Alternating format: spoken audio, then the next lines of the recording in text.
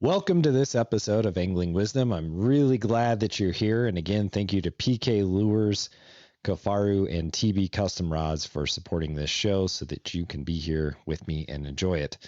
We're going to talk about ice fishing today. Now, I will admit, ice fishing is not my favorite way of fishing, but it is necessary when you live in a place like Wyoming, where it is quite cold. We're going to go over some of the basics for ice fishing. We're going to talk about the safety element. We're going to talk about different ice.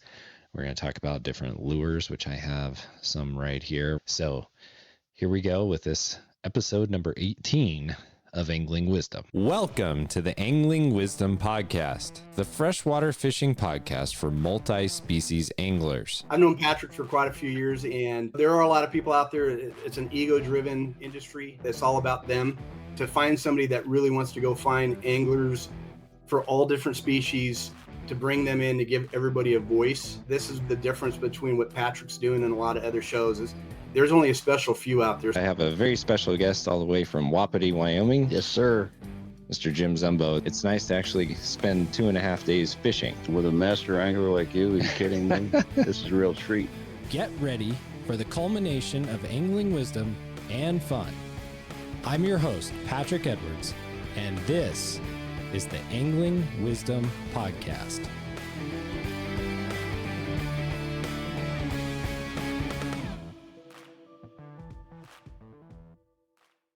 Let's dig into ice fishing. Again, not my favorite way to fish, but I've lived in Wyoming my whole life. And just the fact of the matter is, like most of North America, when it gets cold, you might have to ice fish, and you better know what you're doing because it can be dangerous. I know people that have died out trying to ice fish, and so you have to be very careful. It's not something that you can just kind of brush off and not take seriously. You want to make sure you have some essential safety gear. You want to understand what the ice should be like before you go out on it. I'm just going to take you through some of the basics, tell a few stories about bad experiences and some good experiences that I've had on the ice. But it is really important. I want you to be safe when you go out there. People's lives are at risk when you go out in freezing cold ice, and you could fall into freezing cold water, be exposed to the wind. You can die of hypothermia pretty quickly. A lot of people also drown, and it's something that we have to talk about. Let's begin with just talking about how much ice should there be before it's safe to go out on the ice. I hear this debate quite a bit. You see a lot of influencers that are out there on 2 inches of ice. Me personally, I won't go out on any less than about 4 inches of ice, and 4 inches is kind of the recommended standard. Now, the type of ice does matter. If you have cloudy ice, it's usually not as strong. Typically what happens with cloudy ice is you'll have a little skim ice layer that develops on the lake or reservoir. And then you'll have snow that falls on top. Then it heats up, it melts, and it creates like kind of a cloudy, kind of white looking ice. That kind of ice is not as strong as clear ice. And I know clear ice freaks people out. I have a few friends, I've taken them ice fishing. You get them out on the clear ice and they're like, oh crap, I can see bottom. This is freaking me out. And I'm like, yeah, but there's 18 inches of it, so you're not going to fall through.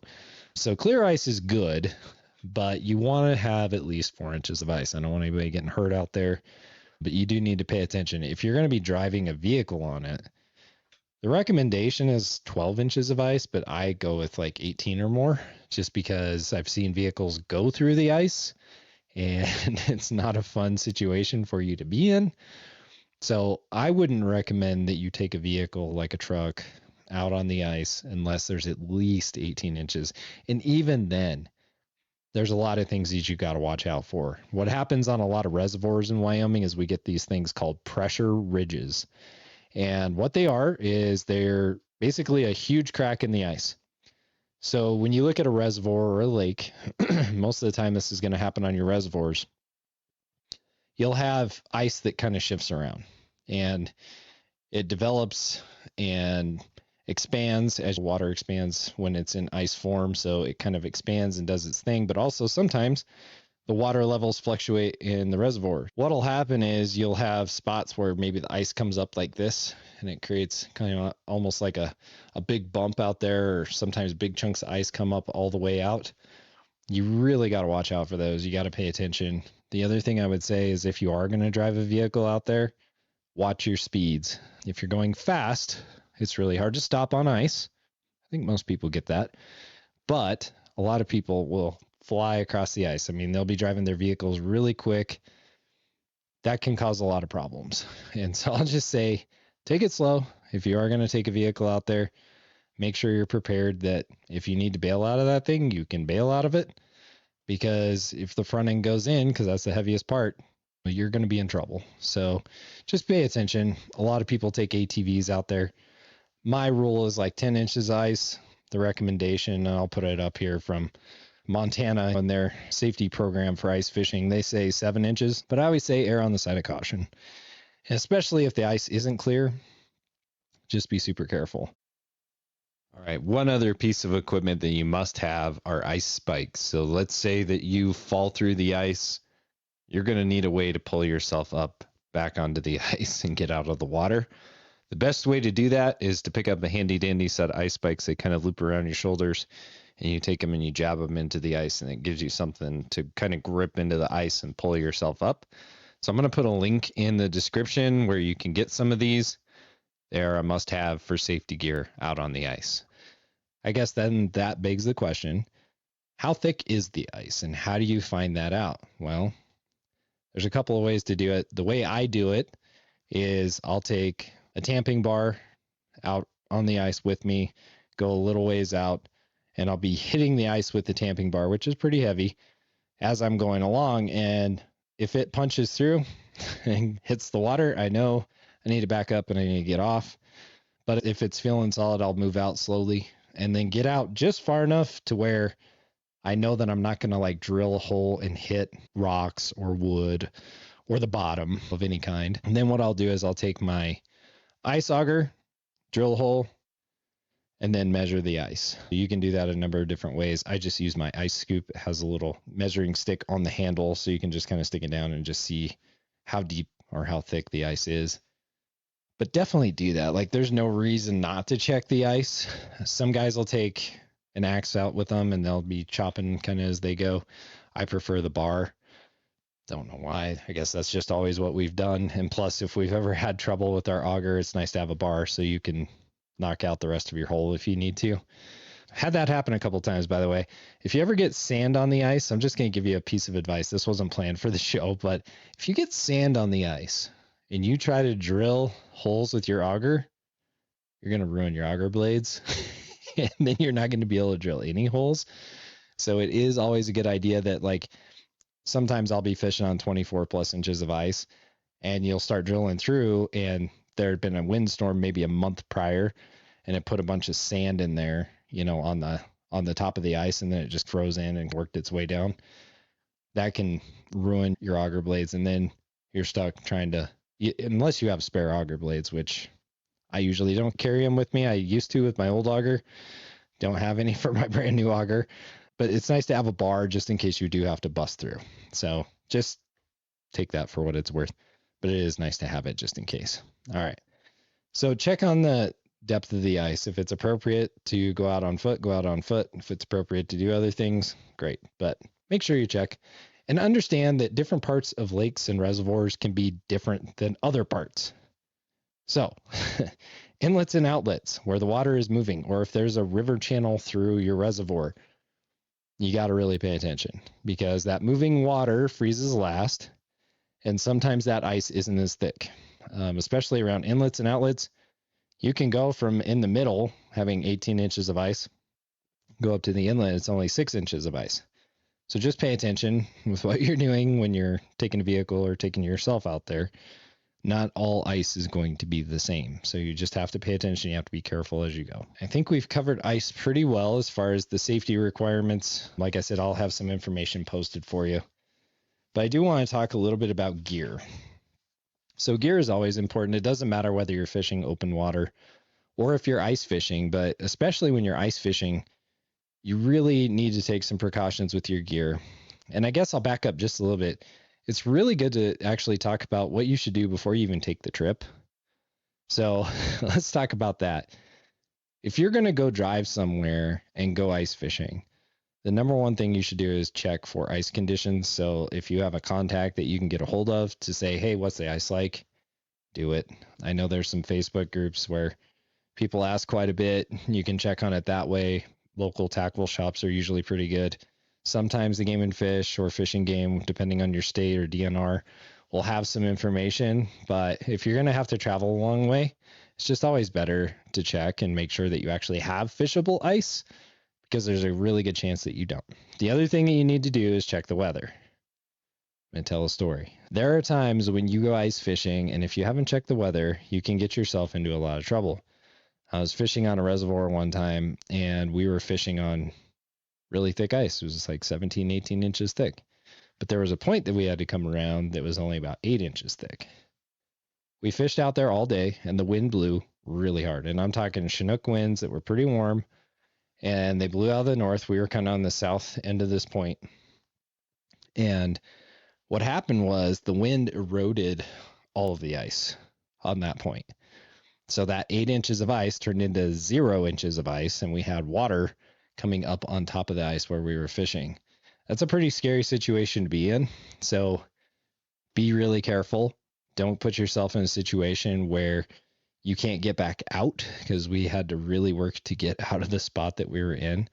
So take that advice. Check the weather. Make sure you're prepared. The other thing too is if there's a whiteout, so say it starts to snow really hard and you have to get off the ice, you need to be able to see where you're going. And if there's a whiteout condition, or maybe a dust storm blows up, if you're out here in the West and fishing here in Wyoming, that's not uncommon, you may not be able to see where you're going. So you have to be really prepared. Also with wind, that's another thing, is you may need to bring some extra gear if you're going to be fishing out in the wind. Make sure you check the weather. Make sure you know what's coming. Don't go right before a big severe storm and get yourself stuck somewhere, because it can be pretty catastrophic. The other thing I would recommend, and I know a lot of guys like to go ice fishing by themselves, but I don't think it's a very smart idea. It's kind of like going into the backcountry wilderness areas by yourself. If you get hurt, which can happen ice fishing, no one knows, right? So if you fall through the ice, or if your ice cleats come off, you slip and fall, hit your head, no one's going to know. Make sure that you let people know where you're going when you go ice fishing. If you do decide, which I don't recommend, if you do decide to go by yourself, if you are going to go with other people, make sure that you still have somebody back home, a good friend, family, somebody that knows where you're at, so that if you don't show up, or you don't call, or you don't text, that they know where to go to find you. So leave a map, or at least a good written out, like, we're going to be fishing this point of this reservoir or whatever, and include your backup spots. Like if you go, well, we're going to check spot A, but if spot A isn't producing, we're going to end up in spot B or C. At least outline for people what that is. I actually had a situation a few years ago. My fishing mentor, he didn't come home from fishing, and I had no clue where he was at. And I had family call me up and say, hey, he didn't show back up. So I had to guess kind of where he might be fishing. And we got lucky that I guessed the right spot from the get-go, because he almost died of hypothermia. He had broken his femur and was laying on the shore. And we were able to get him out with search and rescue in time, but barely. His body temperature was below the point of hypothermia. He had quit shaking. So you just really, really have to be careful. I know some of you might roll your eyes at this and whatever, but I've been in that situation on a search and rescue type event, trying to save someone I really cared about. So just take it seriously and try not to get hurt. Again, ice fishing is supposed to be fun. It's supposed to be something that you enjoy. So we don't want to have it be a tragic day. Another thing is, if you are going to go ice fishing, you need to be prepared. So make sure you take some emergency kit with you. First aid kits are always good. And also something to eat, something to drink, because you might get stuck somewhere. Make sure that you have that. And also just have a plan if you get stranded. If you have a -20 sleeping bag or something that you can take along, that if you get extra cold and your ice gear just isn't working, you can slip into that and have at least another layer of protection. That's always a good thing. All right, let's talk about packing up for the trip and some of the basic equipment that I recommend. You can do it however you want, but this is a list that I put together.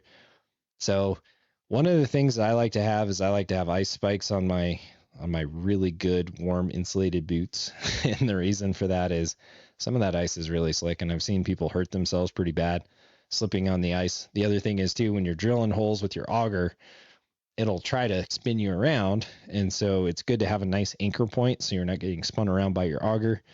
Taking care of your feet is probably one of the most important things in ice fishing, because if your feet get cold, you're done. If you have Raynaud's, you're definitely going to be done quickly. If you don't know what Raynaud's is, look it up.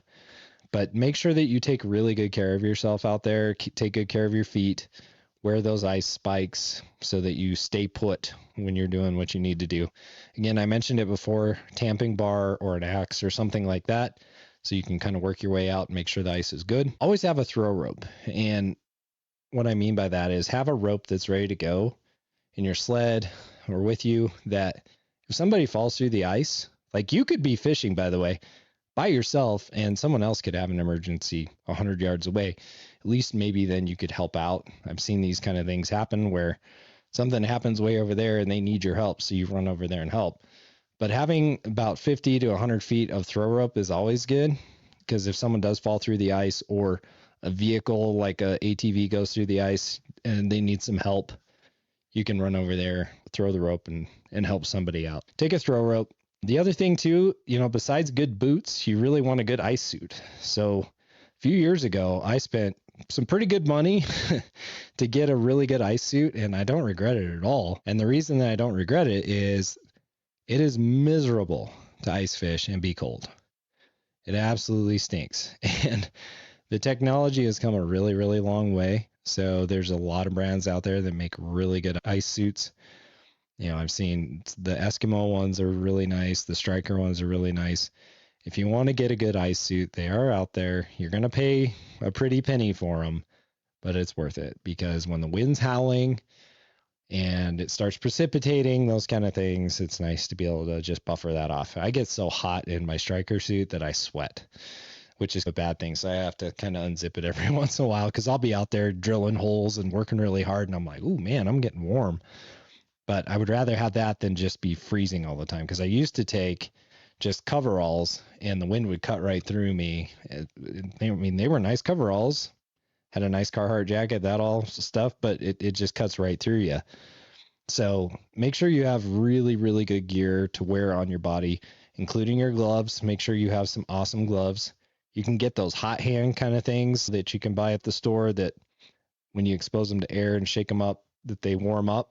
Put them in your pockets, slip your hands in your pockets. Because a lot of times, like, the worst part about ice fishing is two things. One, going and rebaiting lines, like if you're fishing tip-ups and you got to stick your hands in the water constantly, or if you're catching fish and you're having to reach down the hole and pull the fish out, your hands will get frozen really quick. It's always a good idea to make sure that you have some of those in your pockets that you can deploy if you need them. All right, there's two other things that a lot of ice fishermen forget about, and that's this part of your body, your face. I recommend that you have some really good sunglasses, especially here in Wyoming. It could be really white, from snow falling all over the place, and then the sun comes out and it's blinding. It can actually hurt your eyes, and it can sunburn your face. Bring sunglasses and then a good face covering. Face coverings can be really, really nice. Keep your lips from getting chapped too much. Just kind of keep your face a little bit warmer. So make sure you bring stuff like that. All right, I'm going to get into fishing equipment. I'm going to start with just a little bit of like lure stuff here. So this is the PK Ridge Rattler, and it comes in a lot of different sizes from PK right now. This one is a little bit bigger. They have some smaller ones, and these things are great for ripping through underneath the ice. If you're fishing for lake trout, walleye trout, like rainbows, browns, and even perch, they really like this, especially this color.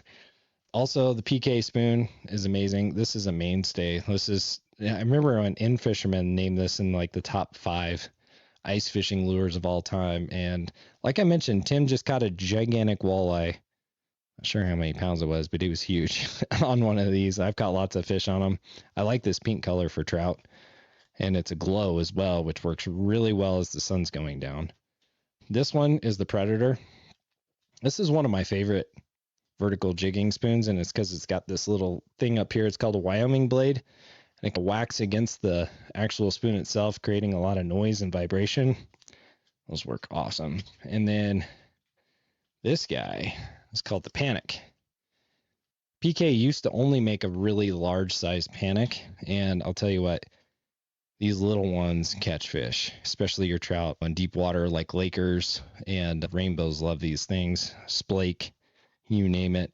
You want to have some good jigging spoons. Also, PK makes a glider that when you rip it up in the water column, it's got the hook on the back, it's got the treble hook underneath, it's got the little wings, and it'll kind of do a circular pattern down underneath the hole. Those things catch a lot of trout and walleye and perch, you name it, pike. So get a hold of some of those. Again, go to pklure.com, use the code WISDOM for 20% off, but they're fantastic lures. I always have them in my kit. They have rattle spoons, they have all kinds of stuff. So it's always good to have a good arsenal of these, so you know where to go now and to get your arsenal started.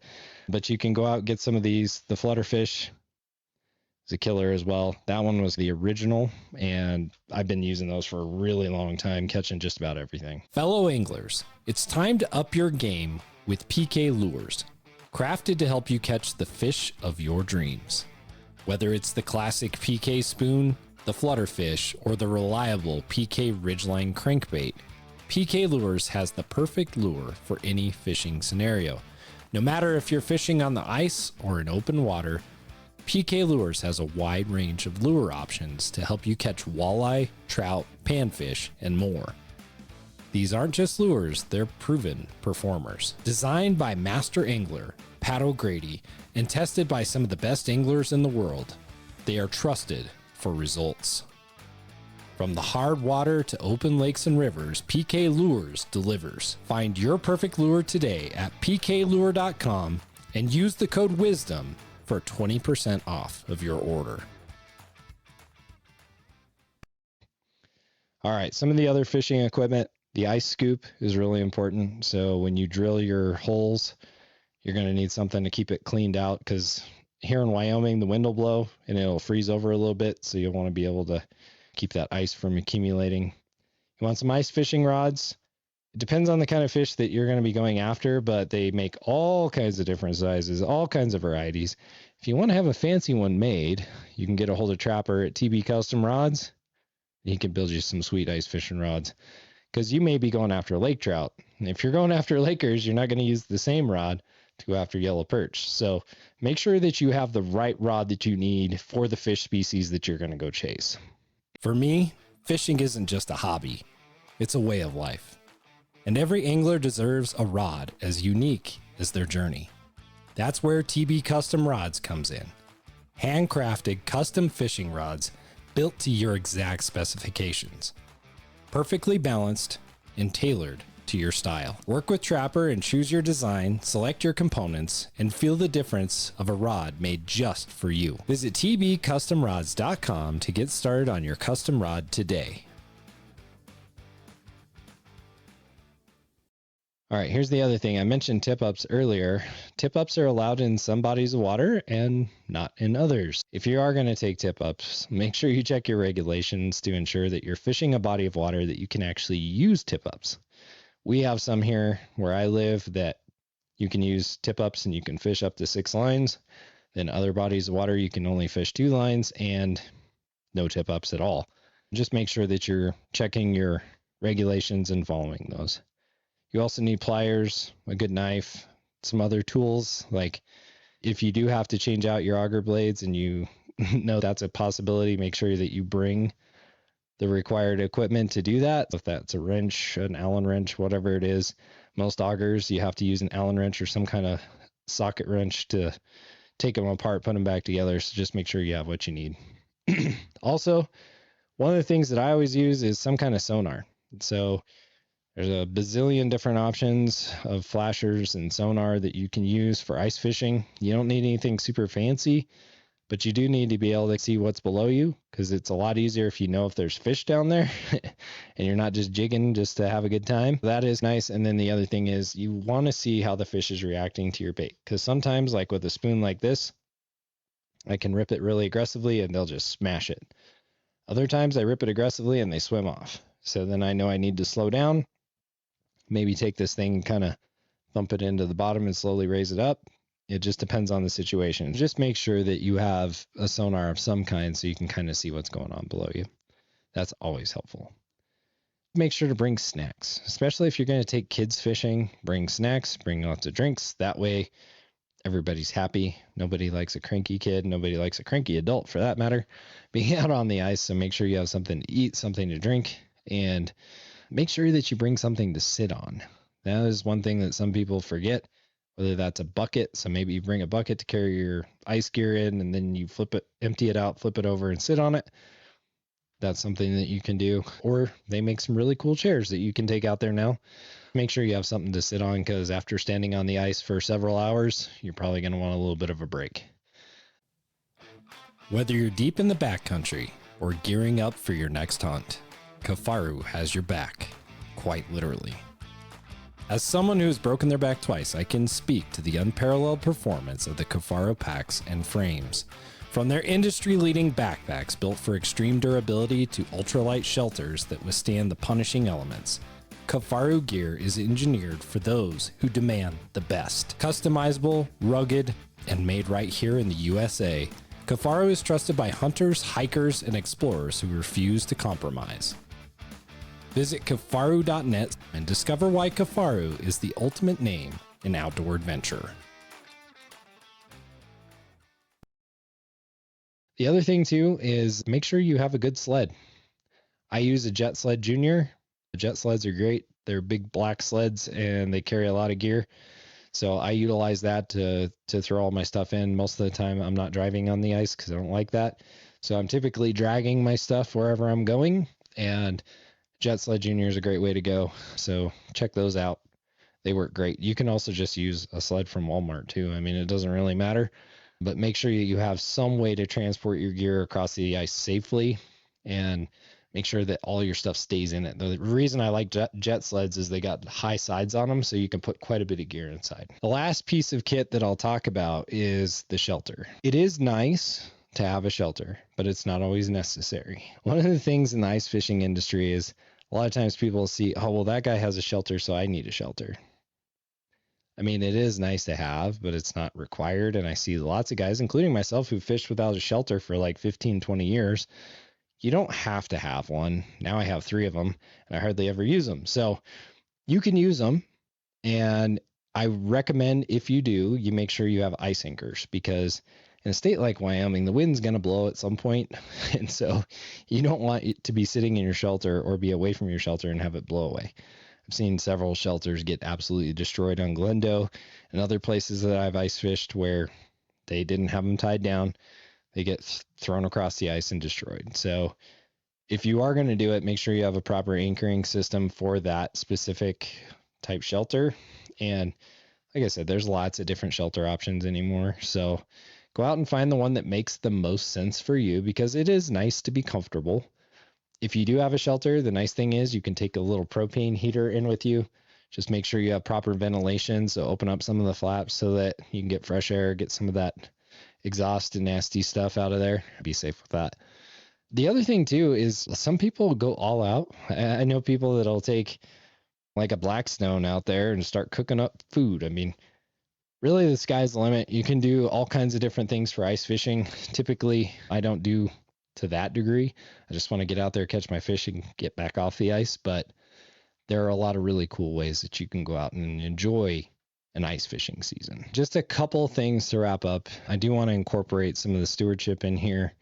If you are going to be out on the ice, please, please, please be responsible with the holes that you're drilling, with the trash that you take out there. Make sure if you pack it in, you pack it out. Don't be leaving a mess for other people. Do your best to clean up after yourself. Take good care of the resource that's there. I would encourage you to do that. The other thing too is just respect distance. If you see a guy fishing half a mile away and they're catching lots of fish and you go fish 5 feet from them, probably not going to be thrilled about that. And they're probably going to be really mad at you. So there's usually a lot of room. And I know here in Wyoming, we have reservoirs that are absolutely gigantic. Spread out, go find your own fish. You don't need to be crowding up on people. It's okay. There's plenty of fish to go around. Now, granted, just like any time of year, the fish are usually concentrated in certain areas, but just be respectful. And you can ask people, sometimes they're okay, and say, hey, do you mind if I fish right here? And if they're like, yeah, sure, come on over, that's awesome. They may not do that though. So just be prepared and be respectful. Be like, yep, no problem. That's one of the things that I see go wrong quite a bit in ice fishing. Usually when we go out there, we want to be a little bit spaced out from everybody else because we're out there to enjoy the outdoors, want our own space. Make sure to do that. Here's another thing too. If you have dogs, okay, or a dog, I like to take my dogs places too, and I like to, have them around, but they can be a pain in the rear on the ice. And so please don't let your dogs just run amok on the reservoirs or the lakes. And a lot of places like state parks, they're required to be leashed anyway, but they can cause a lot of problems. I had a dog one time. He came down, went through my lines, messed up my tip ups, peed on my sled, and then took off. It's really frustrating. It's really, really frustrating. They like to pee on shelters. They like to pee on your sleds. They like to knock over your stuff. So just be cognizant of that. Be respectful. Please control your dogs when you're going to be out on the ice, because no one wants to deal with that. It is a pain in the rear and it's super frustrating. Be a good neighbor, good steward. Enjoy ice fishing. I will say that the best times of year, in my opinion, are early ice. But again, you need to make sure that you have enough ice to fish on. And then at late ice. So I want to give you some tips. Like if you're going to go fish late ice, there are some additional pieces of equipment that you probably should take, and they're called planks. So if you have like a 2x10 or 2x12 board that you can kind of work yourself out onto the main ice with, that's what you want. Because what happens at late ice is the edges of the reservoir or lake will kind of start to thaw out and you'll have some open water. But if you go like a foot or 2 or 3, you can get on the ice and it's still really solid and it's really thick. So you can use planks to get your gear out there and get yourself out there safely.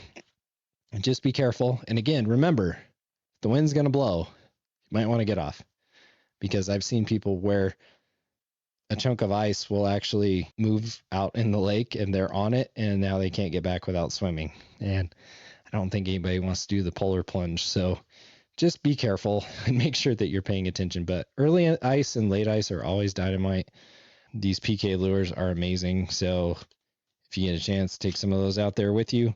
I will be doing some other videos to talk about different ways that you can use these lures or any kind of jigging spoons that you have. I've got some tips, some kind of cool tricks too. We'll do a how-to video on that. But until next time, I hope I see you out on the water, and be safe. Angling Wisdom has been brought to you by TB Custom Rods, Kafaru, and PK Lures. Don't forget to subscribe to Angling Wisdom on YouTube, Spotify, or Apple Podcasts so you don't miss any of our new episodes. Also go to anglingwisdom.com for more fishing content.